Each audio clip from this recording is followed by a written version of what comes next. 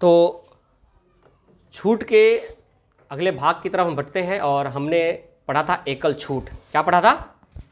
एकल, जिसमें मैंने कहा था एकल छूट कि अगर कोई A% है प्लस B% है या B% है प्लस, तो मैंने कहा था कि प्रतिशत के क्रम को बदलने से कोई प्रभाव नहीं पड़ता है। ओके, पहले भाग को जल्दी से देख लेना है, तभी आप अगले भाग में बढ़ोगे तो आपको समझ में आएंगे। ओके, तो आज है इसी के ऊपर आधारित प्रश्न एकल छूट। जैसे कि अगर हम बात करें, लिखो कौन सा छूट दुकानदार के लिए फायदेमंद है।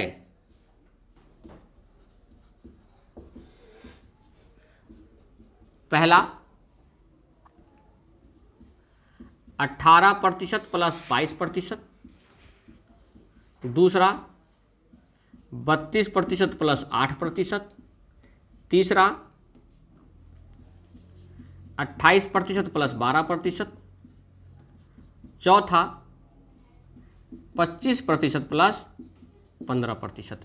बताना है कि कौन सा छूट दुकानदार के लिए फायदेमंद है। इसी में फिर सवाल बना देंगे कि कौन सा छूट ग्राहक के लिए फायदेमंद है। तो क्या क्रमिक छूट तुरंत का तुरंत निकालना पॉसिबल है? एक क्रमिक छूट निकालने का फॉर्मूला भी होता है, वो बता देता हूं आपको। वो होता है -x माइनस प्लस XY बट्टे में कितना 100। ये फॉर्मूला होता है क्रमिक छूट निकालने का। आप इसमें भी लिख के निकाल सकते हो, लेकिन मैं आपसे इसका नहीं कहूंगा कि आप इसका यूज करो, क्योंकि क्रमिक छूट का अगर हम बात करते हैं तो बेसिक क्या कॉन्सेप्ट है, उस कॉन्सेप्ट को हम समझने की कोशिश करते हैं। हमें बस ये बताना है देख कर कि दुकानदार के लिए कौन सा फायदेमंद है और ग्राहक के लिए कौन सा फायदेमंद है। तो भाई दुकानदार क्या चाहेगा, बताओ मुझे। दुकानदार क्या चाहेगा? कम से कम छूट दूं। और ग्राहक क्या चाहेगा? और ग्राहक चाहेगा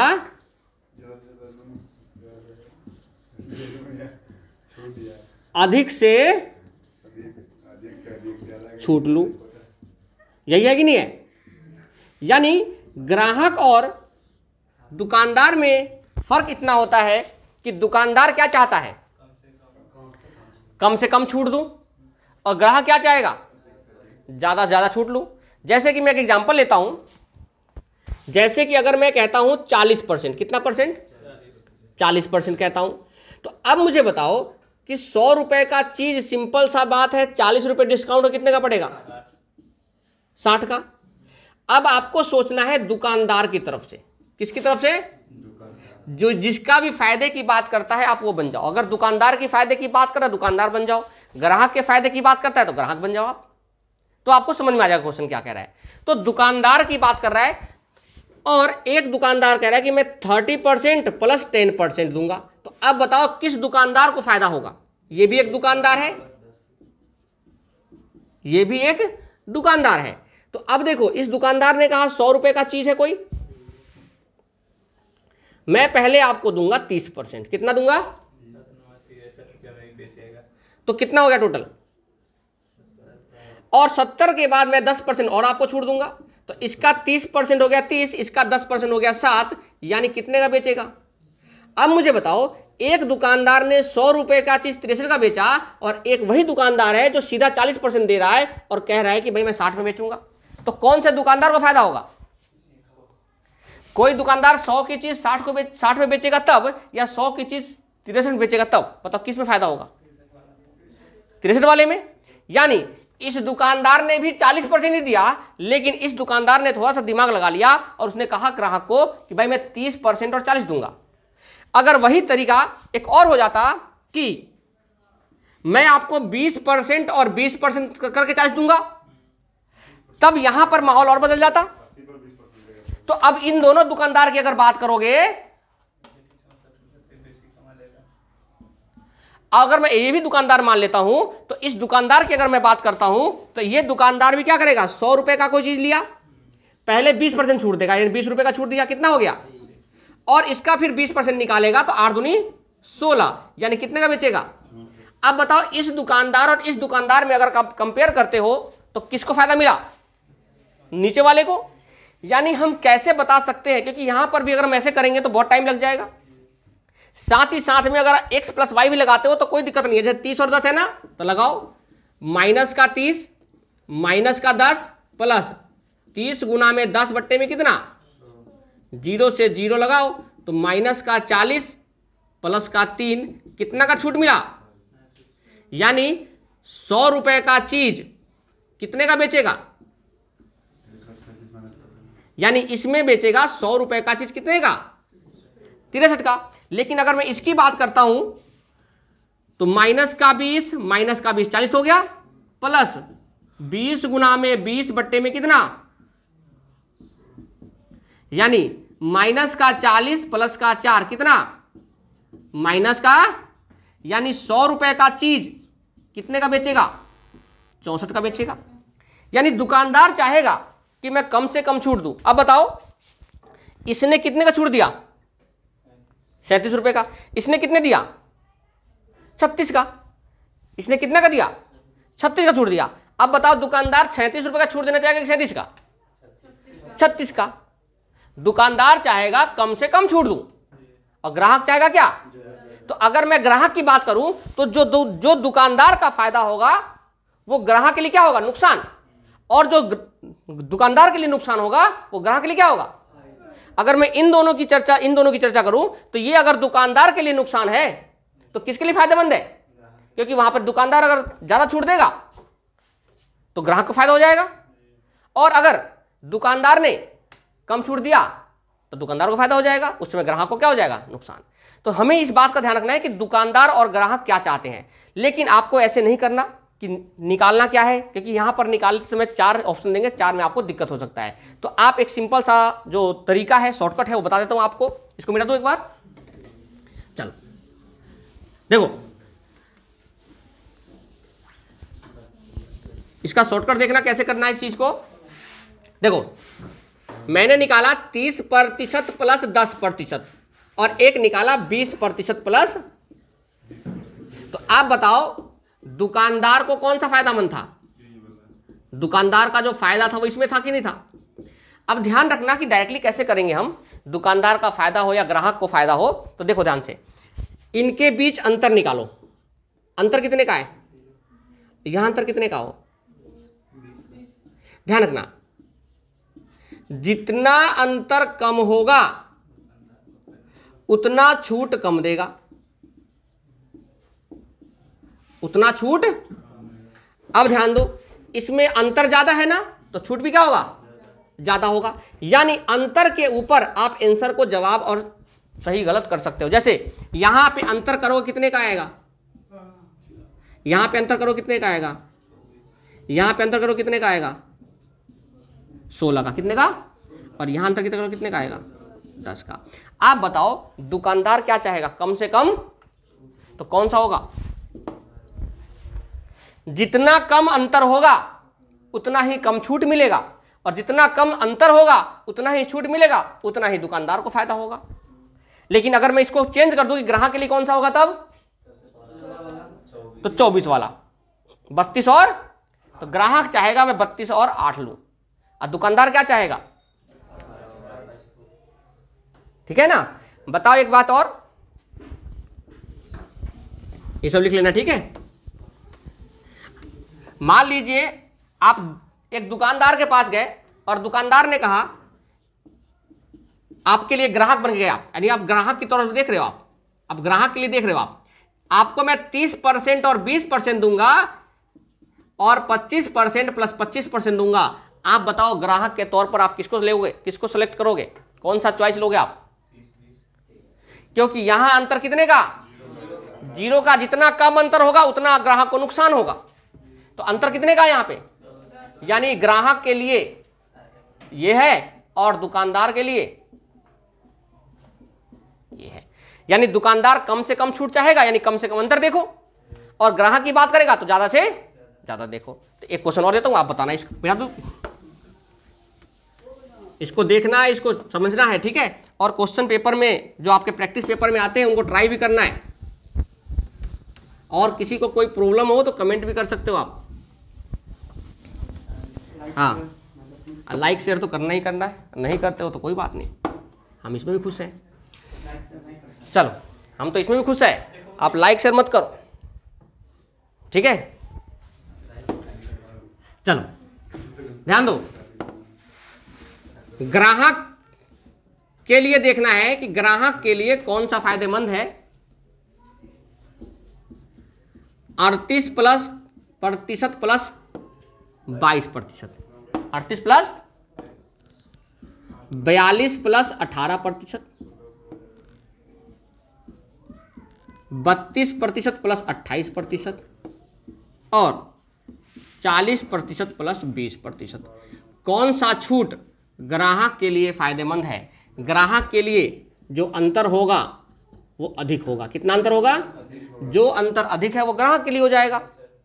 तो आप बताओ, मान लो, चुनो, ये ए है, ये बी है ऑप्शन, ये सी है और ये, ठीक है।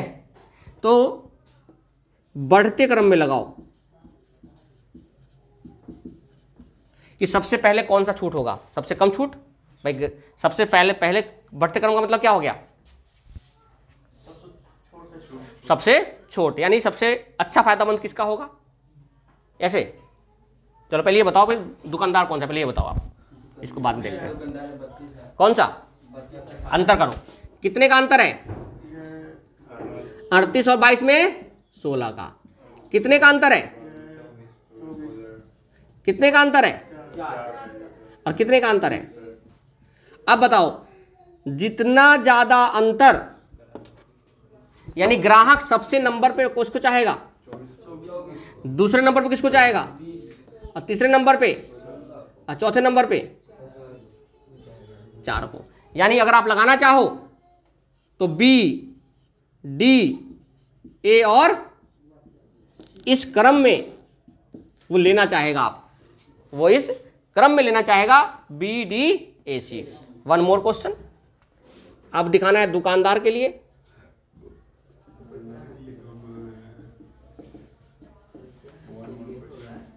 अब देखना है दुकानदार के लिए कि कौन सा फायदेमंद है। Option A 35% plus 15%, 18% plus 32%, 25% plus 25% और डी हो गया 40% प्लस 10%। दुकानदार के लिए कौन सा है? अंतर देखो, सबसे पहले अंतर कितने का? अंतर और अंतर 30। अंतर कितने का? देखो, सबसे पहला दुकानदार चाहेगा कम से कम छूट दूं, 0। फिर दूसरे पे कौन से? फिर तीसरे पे और चौथे पे। यहां तक कोई डाउट है किसी को? यानी अगर मैं ऑर्डर लिखना चाहूं तो सी, बी, ए और डी, ये इसका क्रम हो जाएगा अगर हम प्रतिशत की बात करेंगे तो। हो गया? तो यहां तक आपने देखा कि क्रमिक छूट के लिए दुकानदार और ग्राहक का क्या रोल होता है। दूसरा मैंने बताया कि कभी भी क्रम को बदलने से प्रतिशत पर कोई प्रभाव नहीं पड़ता है। ये बेसिक कॉन्सेप्ट है। अब हम बात करते हैं अपने अगले अध्याय में, अगले टॉपिक में, जब मिटा दो इसको। चलो अगला जो टॉपिक है, जब हमारा क्रय मूल्य विक्रय मूल्य अंकित मूल्य से ज्यादा हो तब क्या होगा। देखो, जब भी क्वेश्चन के अंदर अगर आपको कोई भी ऐसा दिखे, क्रय मूल्य का जिक्र हो,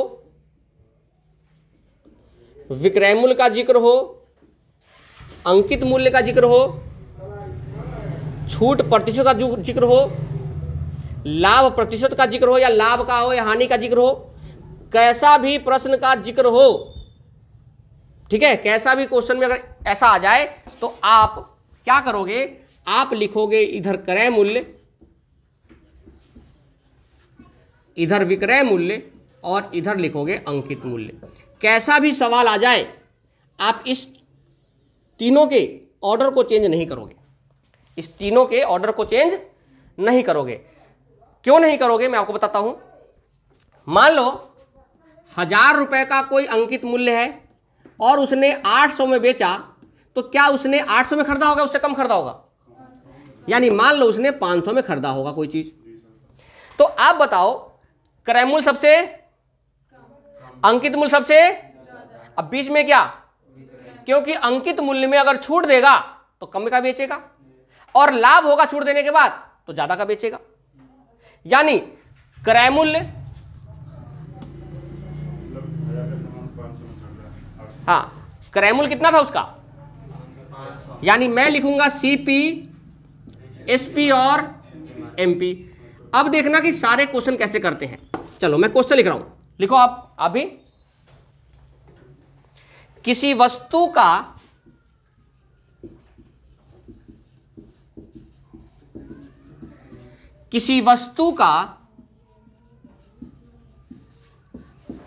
अंकित मूल्य, किसी वस्तु का अंकित मूल्य क्रय मूल्य से 40% अधिक रखा जाता है। किसी वस्तु का अंकित मूल्य क्रय मूल्य से 40% अधिक रखा जाता है और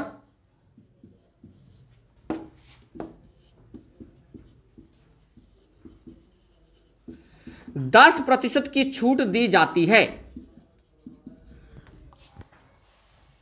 और 10% की छूट दी जाती है, तो लाभ प्रतिशत ज्ञात करें। तो लाभ प्रतिशत ज्ञात करें।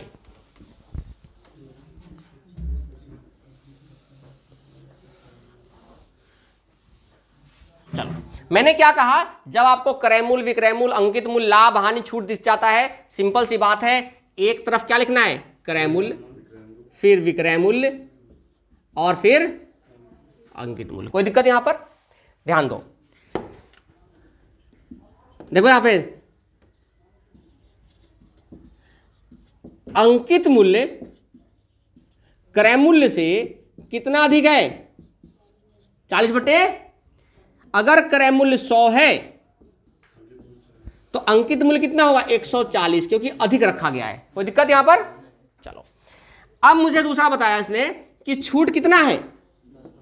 अब बताओ छूट किस पर निकलता है, अंकित मूल्य की क्रय मूल्य पर? तो अब बताओ अगर इसका छूट अंकित मूल्य पर निकलेगा 10%, तो 140 का 10% कितना होता है, यानी वह कितने का सामान बेचेगा, 100। अब बताओ अगर आपने 100 रुपए में कोई वस्तु खरीदा और 126 का बेचा, तो आपको कितने % का प्रॉफिट होगा, 26% का प्रॉफिट होगा। यानी आपका आंसर क्या हो गया, 26%। समझ में आ गया सभी को?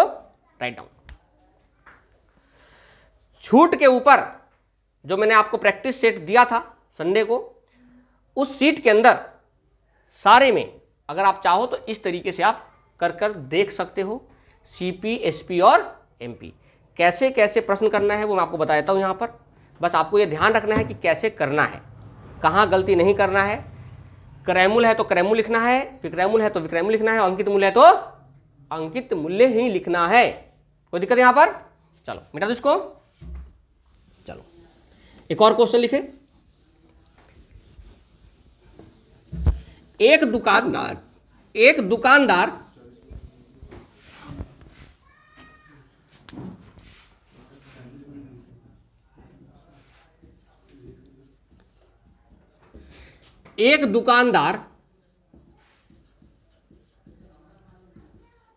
किसी वस्तु का अंकित मूल्य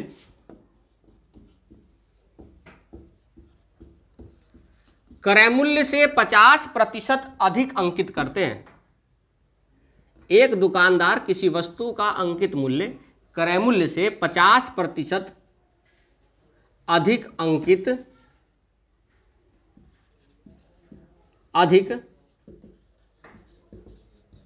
अंकित करता है और 20% की छूट देता है, और 20% की छूट देता है, तो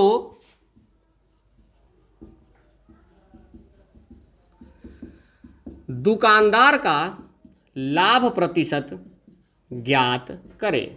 तो दुकानदार का लाभ प्रतिशत ज्ञात करें।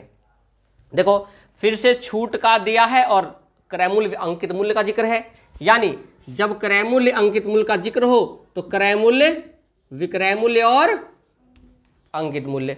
आप बताओ क्रय मूल्य कितना ज्यादा है, वो अंकित मूल्य कितना ज्यादा है क्रय मूल्य से?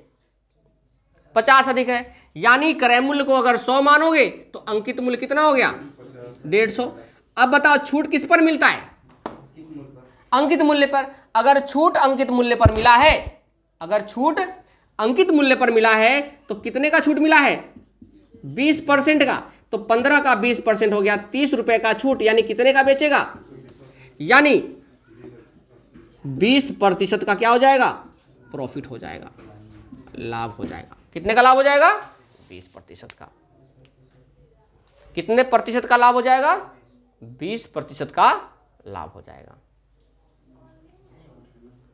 आगे बढ़े, चलो लिखो बेटा, तो इसको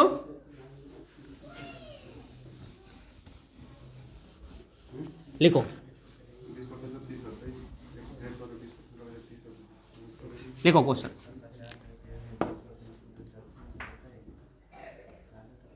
किसी वस्तु का, लिखो,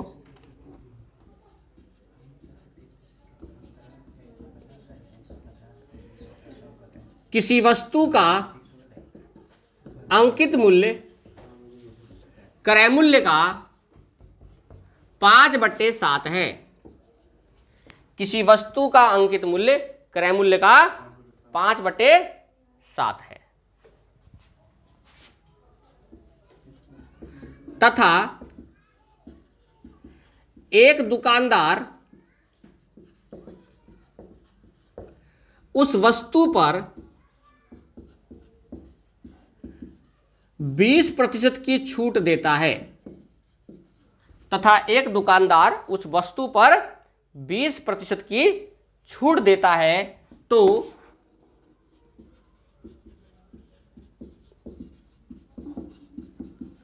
दुकानदार का लाभ प्रतिशत ज्ञात करें। तो दुकानदार का लाभ प्रतिशत ज्ञात करें।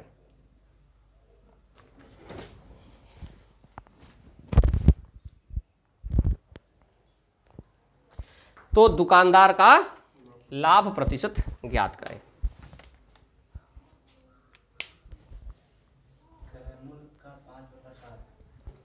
7/5, सॉरी यहाँ पे 7/5 कर लो, सॉरी क्रय मूल्य अंकित मूल्य ज़्यादा होता है ना, 7/5 कर लो, सॉरी, क्योंकि अंकित मूल्य ज़्यादा होना चाहिए।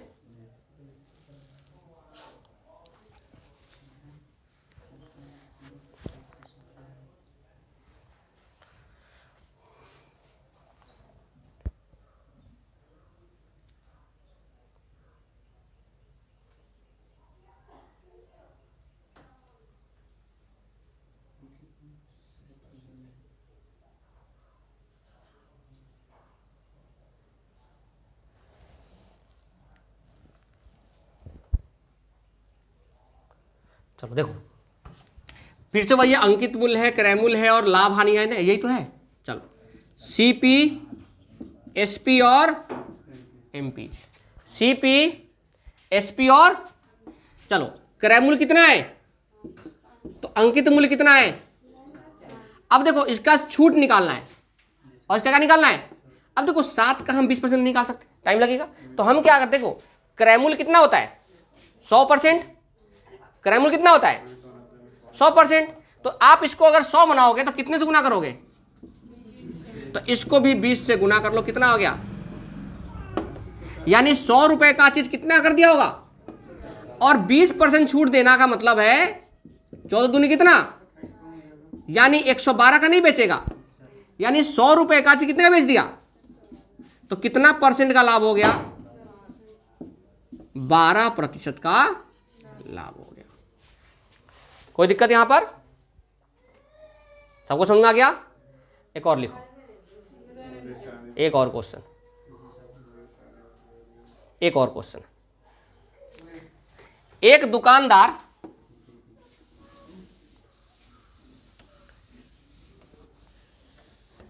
एक दुकानदार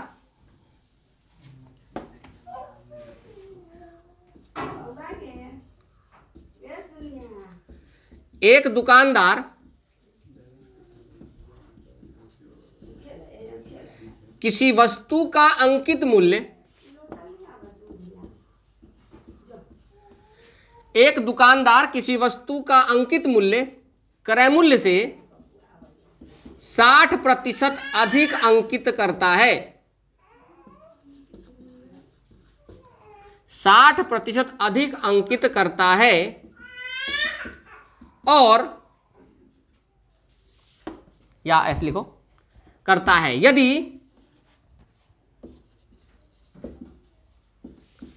यदि छूट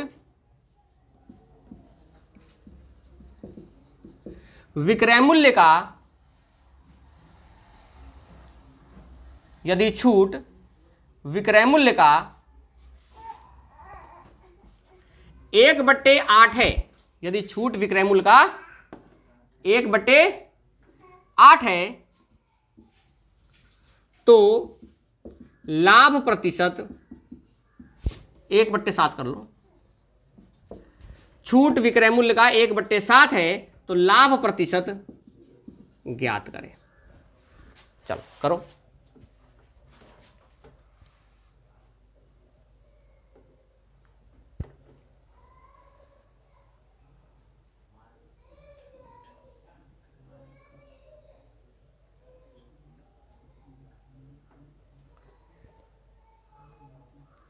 देखो बहुत ही ना सिंपल सा चीज़ है जो मैंने आपको बताया है, उसको ध्यान रखना है। छूट किस पर निकलता है, लाभ किस पर निकलता है, क्रय मूल्य पर, है कि ना। दो बातें आपको समझ में आ गया, ध्यान दो। यहाँ पे मैंने क्या कहा, लिखो CP SP और 100 रुपए का चीज कितने का, यहां तक कोई डाउट है किसी को। चलो अब देखो, उसने कहा है कि छूट विक्रय मूल्य का, अगर विक्रय मूल्य 7 है, ध्यान रखना, अगर विक्रय मूल्य, तो कितने का छूट दिया है, यानी कितना का दाम होगा ये, यानी 8 की वैल्यू, तो 1 की वैल्यू, तो 7 की वैल्यू, यानी 100 रुपए का चीज कितने का बेचा है, तो कितना परसेंट प्रॉफिट हो गया, 40% प्रॉफिट हो गया। ओके, तो इस वीडियो को देखना है, क्वेश्चन को प्रैक्टिस करना है। अगले वीडियो में फिर हम इसी सीरीज को आगे बढ़ाएंगे। जितने भी क्वेश्चन हो सकते हैं अधिक से अधिक कोशिश करेंगे इसको करने की, अच्छे से अच्छे सवाल करने की कोशिश करेंगे, जो प्रीवियस पेपर है उसको करने की कोशिश करेंगे। मिलते हैं अपने अगले वीडियो में, धन्यवाद।